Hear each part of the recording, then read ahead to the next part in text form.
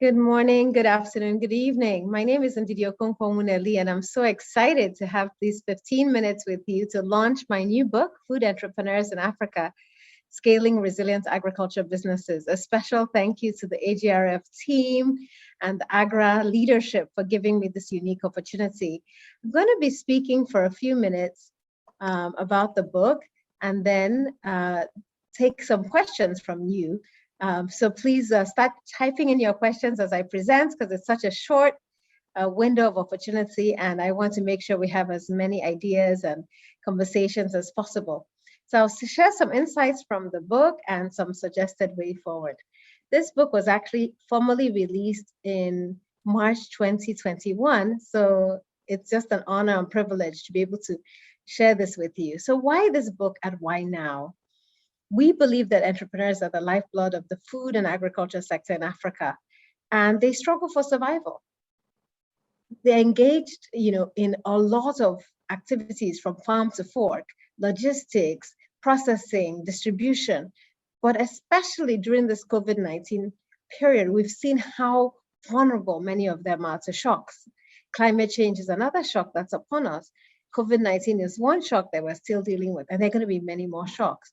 And so I was committed as an entrepreneur who has been working in this landscape to engage in a senior fellowship at the Harvard Kennedy School from 2019 to 2020 at the Masaba Rivani Center for Business and Government to work on this book. And I also engaged with over 80 entrepreneurs across Africa who are scaling, as well as thought leaders, funders, and policymakers. And then I leveraged my own experiences as an entrepreneur. I'm the founder of Leap Africa and co-founder of Sahel Consulting and Ace Foods and the founder of Nourishing Africa. I believe there was a sense of urgency that would ensure that many of us could transform this sector. This is the year of the UN Food System Summit. And so the rationale was, what would it take for African entrepreneurs to really take charge of this sector and unlock the potential in this $1 trillion industry? So the first key takeaway from the book was that there are some critical realities we face as entrepreneurs, but there are also promising threats. And in the chapters that I cover, this is one whole chapter focused on what are these critical realities that we have to face: climate change, high rates of post-harvest losses, high rates of malnutrition. We do face serious infrastructure, talent, and financing gaps, poor regulatory environment in many of our countries, gender inequity, which persists, and regional and global trade dynamics, which are both definitely complex in the African context, but also sometimes limiting as African entrepreneurs attempt to trade. But there are a lot of promising trends. Digitization is allowing for leapfrogging, technology innovations is enabling the efficiencies and effectiveness of our sector and reducing costs. Young people are getting excited about the ecosystem. There's a growing middle class. There's an interest in healthy diets, and there's a growing focus on equity. So from there, we move into the critical components for scaling. And this is really chapter 2, because what my research shows is that the entrepreneurs who succeed in this sector and who scale, who make money and reach millions, do so because they have 6 critical components to their business models. The first is that their ideas are demand-driven with measurable value addition. Now, many entrepreneurs don't start off with demand-driven ideas. Some of them are supply-driven, either by governments or funders, or in their own world, they think there's a need for what they're introducing to the context. And very quickly, they realize unless it's demand-driven with measurable value addition, it doesn't matter if the service is for farmers or for processing or logistics, it has to definitely be demand-driven. The second is that it has to leverage innovation, technology, data, critically to evolving these business models. We've realized many people start with one business model and end up with another one because data shows them that they should pivot and that there's a greater need elsewhere or greater demand elsewhere. The third is that entrepreneurs who scale shape their ecosystem. They get involved in policymaking. They have cost-efficient, dynamic systems and structures. They're able to tell their story. They have simple and compelling branding. And finally, but last but not the least, they adapt to climate change. They're agile, they mitigate risks and shocks. And all of these topics are covered in the book. And I have extensive chapters with case studies that show what the entrepreneurs have done and how they've leveraged each of these issues and solutions. In terms of innovation and technology for scaling, COVID-19 has shown us that as entrepreneurs, we have to leverage innovation and technology. And we're seeing great innovation and technology around financial inclusion for farmers, advisory services, market linkages, digital supply chains, and innovations around crop protection, soil health, mechanization, extension support, leveraging big data, and a lot of innovation around processing and reducing post-harvest losses, which are all very exciting.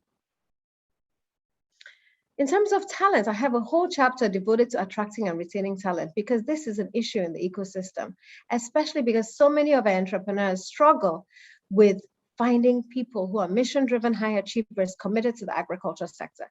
But there's so many innovations around recruiting boards, recruiting volunteers, leveraging support networks, and examples and case studies covered in the book, which address how you can attract and retain talent to scale. And then I have another chapter devoted to branding and storytelling, because this is so critical for food. We identify with food, we are attracted to food, but we also want food that we can trust. And so all through from the company names to the logos, to the brand promise, to the marketing strategy, to the online presence, to digital marketing, having a cohesive set of brand tools is so important to telling your story. And then financing, and a lot of entrepreneurs complain about financing, but through this book and through our work in the sector, we realize there's so many financing opportunities in the ag and food landscape, from loans to crowdfunding, to prizes, to VC, to PE, convertible debt, cross-subsidization, challenge funds. But many of entrepreneurs are not investment ready. And this is what I devote an entire chapter to. How do you get investment ready? What is the right financing for you at different stages of your growth? And how do you build your credibility, your governance, your transparency to attract funding? And how do you offer profitable exits for investors? This is also critical to scaling in our ecosystem. And there are many accelerators and incubators that are driving growth in the ecosystem. And I cover some of them, like Blue Moon Ethiopia or CC Hub in Nigeria. They're doing really innovative work to drive that. And a whole chapter is devoted to shaping your ecosystem and policy environment. Many SMEs complain that they're not big enough. They don't have PR teams and corporate affairs offices to shape policy. But working in associations and working with others, and even internally mapping their ecosystem, who are the enablers, who are the beneficiaries, who are their opponents, who are their competitors, how can they galvanize them for success, as well as understanding the policy environment that they work in, how financing is evolving, the culture, the terrain, the human capacity that drives their growth. Really getting involved in shaping the regulatory environment and the competitive landscape, and partnering with others through the professional associations and networks is critical. And entrepreneurs who have scaled in this sector have embraced this as a critical reality of what they do. And then the last chapter is devoted to resilience. COVID-19, as I mentioned, was one shock. Climate change is a bigger shock. How do we stay resilient as entrepreneurs? And what are some key strategies for saving, for managing costs, for engaging, for managing debt, for preempting, for planning? And this entire chapter really celebrates what entrepreneurs have done to build their resilience. And then I end the book with a hope, because I really believe at the end of the day, it's about hope. We need entrepreneurs who believe that this ecosystem can be transformed and that we can create wealth, feed our people, and feed the world. And I will end with this quote from a Tibetan sage, which says, if I tell you my dream, you might forget it. If I act on my dream, perhaps you'll remember it. But if I involve you, it becomes your dream too. And our dream, Nourishing Africa, Sahel Consulting, Ace Foods, and now Changing Narratives Africa, is that by 2050, we envisage a flourishing, sustainable, and just food ecosystem, which leverages ag tech and digital innovations driven by Africa's vibrant entrepreneurs to ensure that the continent nourishes itself and becomes a net exporter of food. And underlining this dream is the role of entrepreneurs who have the right business models, the right teams, the appropriate financing, can shape the ecosystem, partner with others, tell their stories, and build resilient, strong companies that can ensure that Africa feeds itself and feeds the world. And I look forward to working with all of you to do that, because we need stronger partnerships and we need to put private sector at the center. We need to invest in talent for the sector. We need to unlock patient capital, and we need to leverage platforms like Nourishing Africa that are galvanizing entrepreneurs in 35 African countries to scale. And finally, If you're interested in purchasing this book, here are some opportunities. You can go on nourishingafrica.com. It's on Amazon, it's on Routledge. Sahel Consulting offers it. There's a special price in West Africa that's very affordable, highly subsidized for all of the entrepreneurs, because we have rights to that sector. And finally, this is the picture of the face of the future of Africa. When we think of Africa, instead of a hungry child, we think of these vibrant children who live full and meaningful lives, because we as entrepreneurs have created the right ecosystem that ensures that food is affordable, available, and accessible for the masses of people.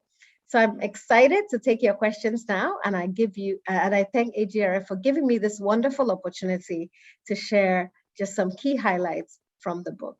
I'll stop sharing at the moment and take your questions.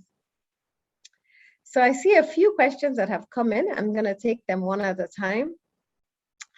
There are references which indicate that young are not engaged in agri, and reasons that are provided include the lack of funding, lack of land. So what factors put youth engagement on the side of a promising trend? Wow. So yes, I put youth engagement as a promising trend, because we have seen across Africa that a lot of the innovations that are being piloted in this sector, especially the ag tech innovations, are being piloted and scaled by our young people.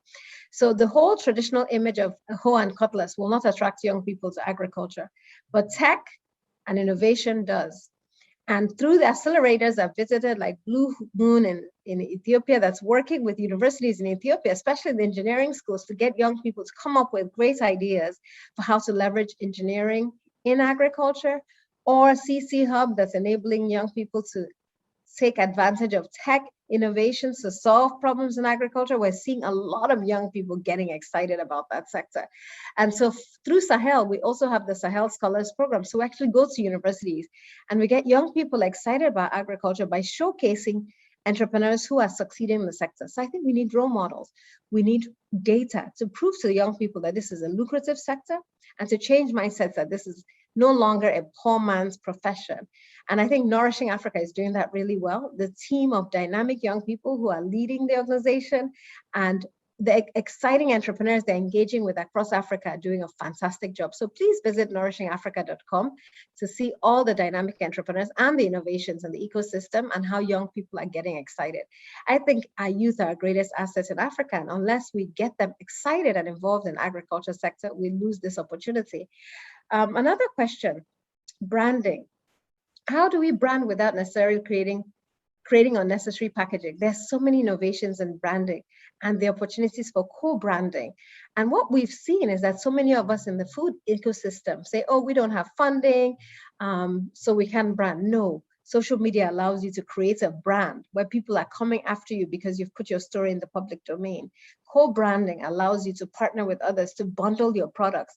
And in the book, I explore so many avenues for affordable branding and eco-friendly branding.